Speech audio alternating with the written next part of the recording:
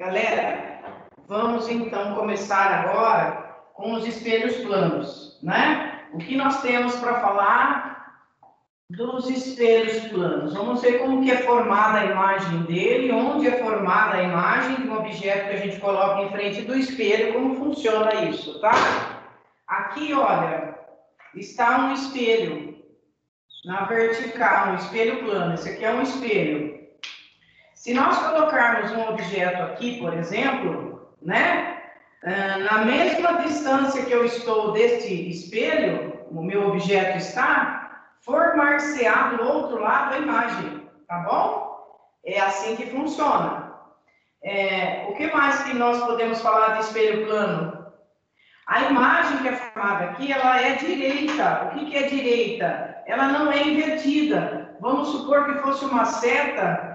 A imagem formada na mesma distância x centímetros atrás do espelho, ela é direita, tá? Então, eu posso falar que a minha imagem formada, ela é direita.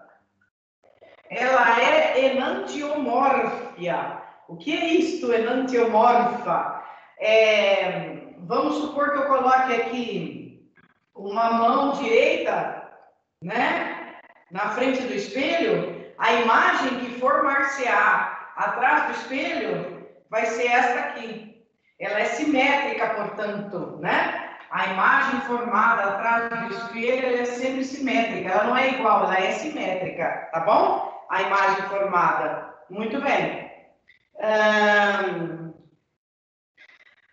que mais que nós podemos falar? Nós vamos fazer exercícios de campo visual. O que é esse campo visual? Para eu saber o campo visual, eu tenho que, do objeto, fazer a minha imagem, e aí eu varro as duas extremidades do meu espelho. Tudo que tiver nesse campo aqui, ó, o observador consegue ver através do espelho, tá? Então, vamos supor que eu tenha aqui um observador, né? Olhando para esse espelho, para essa superfície polida, né? O espelho é uma superfície polida que reflete a imagem, como, por exemplo, um lago. Tudo que tiver dentro desse campo visual, esse observador, através do espelho, ele consegue ver, tá? Porque pertence ao campo visual. E tudo isso, ela vai obedecer àquela lei da reflexão que nós vimos, tá bom? Muito bem. Outro ponto a ser discutido é o número de imagem que se forma a partir de dois espelhos planos. Que eu tenho aqui dois espelhos planos e vou colocar esses dois espelhos planos assim, formando um ângulo. Dependendo do objeto que eu coloco aqui e do ângulo formado entre esse objeto, vai ser o número de imagens que você vai poder observar lá, tá? Dependendo do ângulo. É o número de imagens que vai ser formada entre esses dois espelhos planos. Isso aqui, por exemplo, é feito muito em parte de cineasta, quando você tem no palco um número limitado de bailarinas e quer que esse número triplique, quadruplique, você faz ângulos entre os espelhos. E tudo isso obedece uma fórmula para eu poder calcular os ângulos. Então, vamos supor que eu faça com esse triângulo, com esses dois espelhos planos, um ângulo de 30 graus entre eles, tá? Vou colocar um ângulo de 30 graus. Quantas imagens formar-se-ão atrás desse espelho? Como eu faço isso? Muito bem, vamos lá.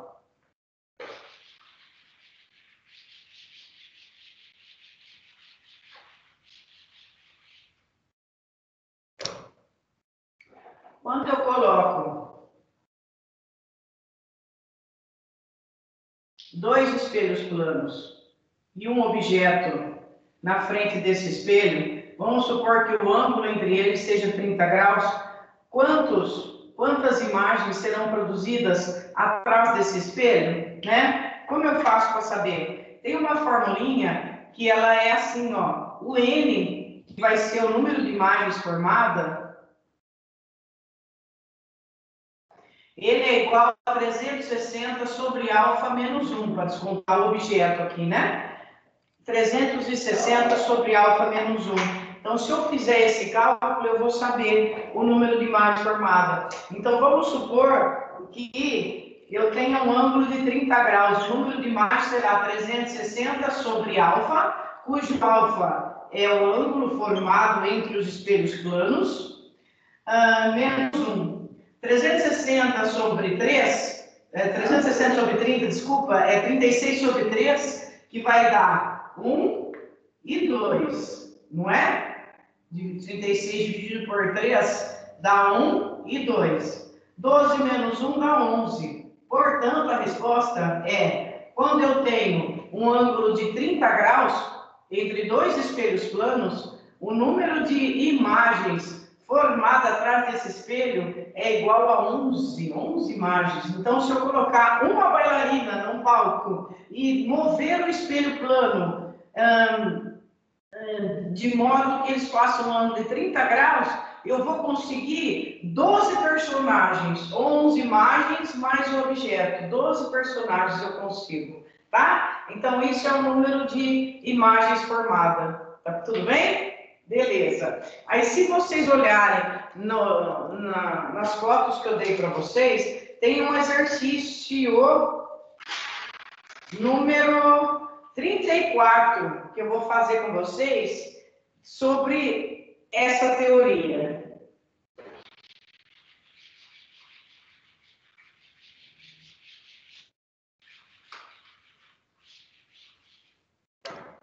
O exercício 34 ele diz o seguinte: eu tenho um espelho e outro espelho.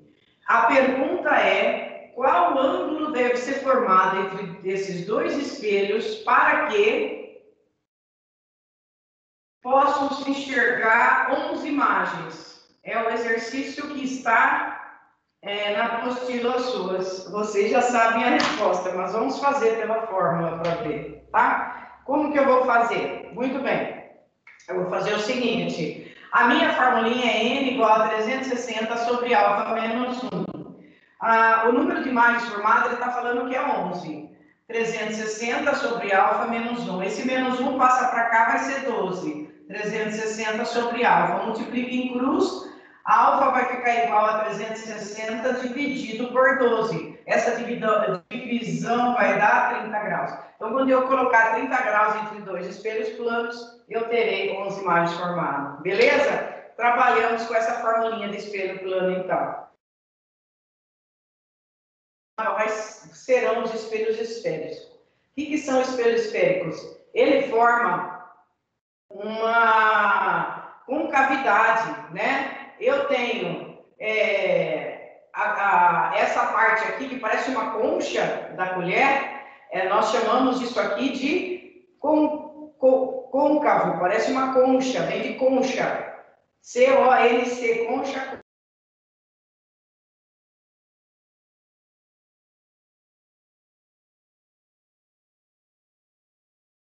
Você invertido, tá? Aí a gente vai estudar as diversas distâncias que você colocará esse espelho côncavo do objeto. E também você tem esse lado aqui que será o convexo. Esse lado convexo você vai observar que a sua imagem não fica invertida, ela fica direita e vai ficar menor. E essa aqui ela fica invertida, tá? No côncavo. E dependendo da distância, ela vai ficar maior ou menor ou não se formará. Nós vamos estudar depois. Muito bem. Então, nós já vimos, gente, que nos espelhos planos a imagem é enantiomorfa, ela é virtual. O que é virtual? Virtual é o contrário de real, né? É o que se forma atrás do espelho. Quando a imagem é formada atrás do espelho, nós chamamos essa imagem de virtual, tá? A direita, que ela não vai se inverter, e simétrica. Tudo isso nós estudamos. Estudamos o campo de visão e estudamos o número de imagens que é formada. Eu vou fazer alguns exercícios com vocês e vou pedir para vocês acompanharem. Eu vou fazer do 26 até o 29, tá? Que eu dei para vocês. e depois vocês seguem com os outros. O que é o 26? O 26 que vocês têm aí, ele tem a palavra espelho esférico e está perguntando como que ele se forma se eu colocar essa palavra espelho esférico na frente de um espelho. Como ele falou que a imagem é enantiomorfa, ou seja, ela vai ser invertida completamente, é só você escrever espelho esférico de maneira invertida. É assim que você enxergará essa palavra atrás do espelho. É o que é usado quando eles escrevem ambulância, para você poder ler ambulância pelo retrovisor e ler direito, né? Por isso que a ambulância está escrito ao contrário, se você olhar sem espelho. Então, essa palavra espelho esférico, com o acento, para eu fazer essa palavra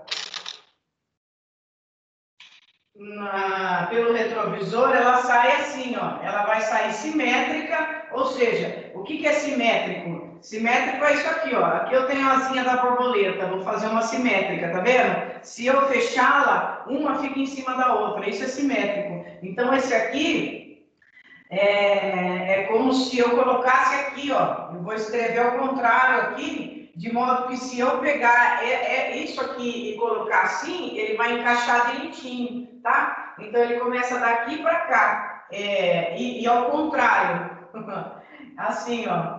Espelho,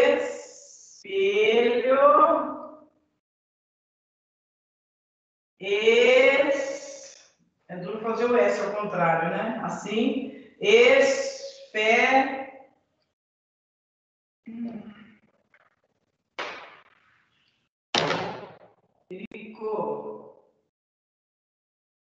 Assim, tá?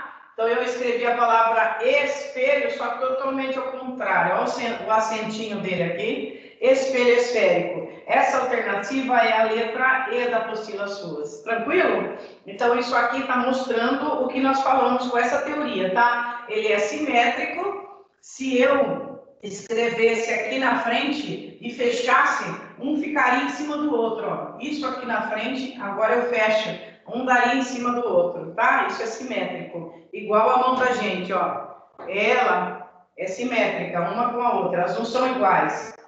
Elas são simétricas. Uma se fecha, tá? Isso é simétrico, ok?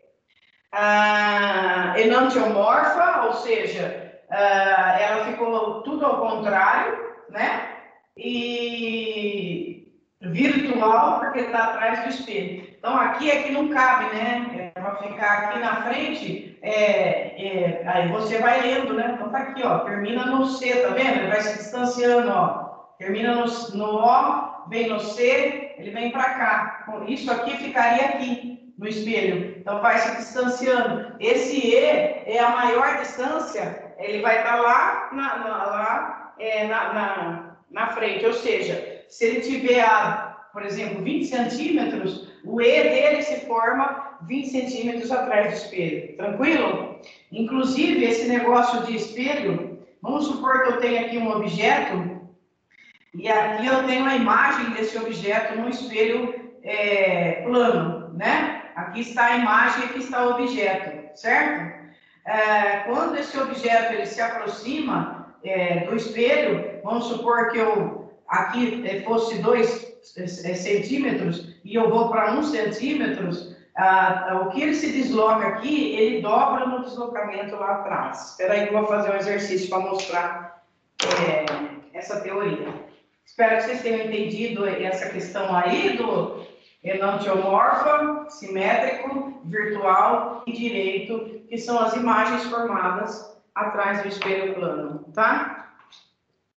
Tem um exercício aqui, ele é o exercício 28, já faço 27 com vocês, ele fala, quando colocamos um ponto objeto real diante do espelho plano, então está aqui o espelho plano, está aqui o objeto, vamos imaginar que é uma setinha, esse objeto ele está a 3,20 metros de distância do espelho, então a sua imagem direita, enantiomorfa, simétrica e virtual formar-se-á também a 3,5 ou 20 metros atrás do espelho. Quando colocamos um ponto objeto real diante do espelho plano, a distância entre ele e a sua imagem... peraí, que eu fiz errado. É a distância entre ele e a sua imagem. A distância total é 3,20. Então, fica 1,60 para cada pedacinho, certo? É 1,60 até o espelho e 1,60 do espelho até a imagem. É 3,20 no total. Se esse ponto objeto for deslocado 40 metros, então, eu vou pegar esse ponto objeto e vou deslocar 40 metros. 40 centímetros. 40 centímetros, 0,4 metros. Eu vou deslocar 0,4 metros na direção do espelho, tá? Então, ele vai passar a ficar 1,2 aqui, ó. Se esse ponto for deslocado em 40 centímetros de encontro ao espelho, sua nova distância em relação à respectiva imagem conjugada nessa posição final será a nova distância dele em relação à respectiva imagem conjugada. A distância do objeto até a nova imagem. O que eu faço? Se eu movi 0,4 para cá, né, de distância, aqui ele vai ser movido também para cá, certo? Ele quer saber a nova imagem, a nova distância da imagem até o objeto. O que eu vou fazer? Quando ele avançou 0,4, ele ficou com 1,2, certo? Se ele ficou com 1,2 em relação ao espelho, aqui ele vai ter que ficar com 1,2 para cá também, esse novo objeto que eu posso chamar de duas linhas, né? Então, a nova imagem formada, né?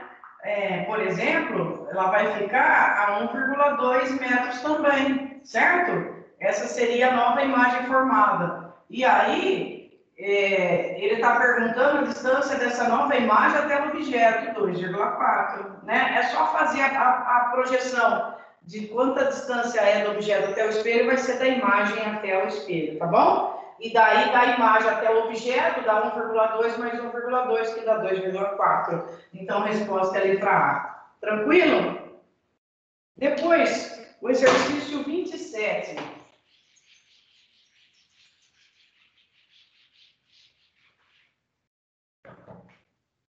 O exercício 27, ele colocou, como vocês podem observar aí, um ponto P e vários raios. E aqui tem um pontinho, ó. Ele está quadriculado a imagem de vocês, tudo bonitinho. A pergunta é a seguinte: um observador, ó, observa a imagem do objeto P refletida num espelho plano horizontal, né? O espelho está aqui, ó.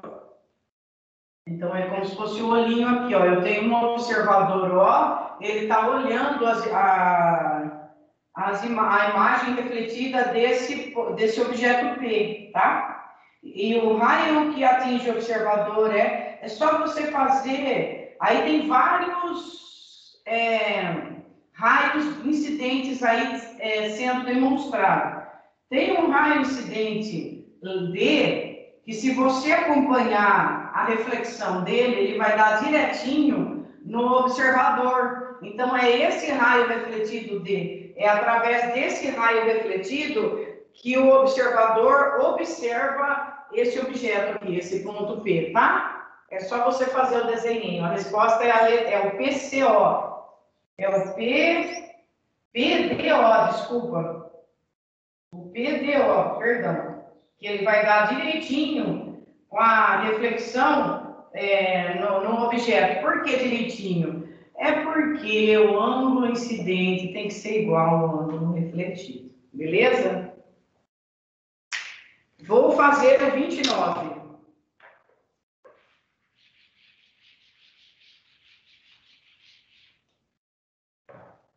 O 29, ele tem o seguinte esquema, ó. Ele põe aqui um espelho E1, tem um raio incidente, deixa eu desenhar os espelhos primeiro. Depois tem um espelho E2. Aqui ele está fazendo 90 graus. Primeiro ele faz um raio incidente, ele vai chegar e ele mostra aqui um ângulo. Já vou desenhar o ângulo. Depois ele vai refletir nesse espelho, vai incidir de novo. Aqui tem um outro ângulo. Esse é um incidente, esse é um refletido.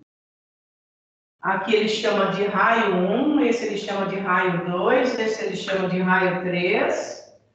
Pronto, só isso. Ali é um ângulo de 60 graus. 60 graus. Aqui é um ângulo θ1. Aqui é um ângulo θ2. A pergunta é quanto vale o θ1 e o θ2. Muito bem. É só a gente fazer aqui as leis da reflexão, né? Pelo desenho aqui, aqui eu traço a normal, né? É o raio incidente e o raio refletido, o ângulo é igual, tá? Em segundo uma normal. E a gente já viu o seguinte, nos exercícios que nós fizemos. Nós sabemos que o ângulo entre a normal e o espelho é 90 graus. Se aqui é 60, o meu raio incidente tem que ser 30 graus, né? Aí, esse θ1, ele está pegando o raio incidente e o refletido, né? Ó, aqui é 60, ele está pegando os dois. Então, ele está pegando tanto o incidente como o refletido, o θ1. Então, o θ1 vale 60 graus, porque tudo, mais este tem que dar 180. Então, o meu θ1 vale 60 graus, tudo bem? Esse aqui, ó, sozinho é o incidente, esse aqui é o refletido. O raio incidente mais o refletido vai me dar o θ1. Então, o θ1 é 60 graus. Agora, em θ2, é a mesma história, ó. Aqui eu tenho a normal, que vai fazer 90 graus, certo? Esse ângulo aqui eu tenho condição de saber quanto é. Por quê? Isso aqui é um triângulo retângulo. Esse aqui é 60. Esse é 90, esse tem que ser 30. Por quê? Porque a soma dos ângulos internos de um triângulo é sempre 180 graus. Se aqui é 180 e tudo isso é 90, esse aqui, perdão, gente, se aqui é 30 e tudo isso é 90, esse aqui tem que ser 60, tá? E esse aqui também é 60. Então, quem é meu θ2? 120 graus. Por quê? Porque ele é a soma desse mais esse, tá bom? Tá feito, então. Então, a resposta é o θ1 igual a 60 e o θ2 igual a 120. Para vocês, ficarão os exercícios do 30 ao 43, que eu já mandei pelo Zap, mas eu mando também na plataforma, tá bom? É isso aí. Até a próxima, pessoal. Um abração.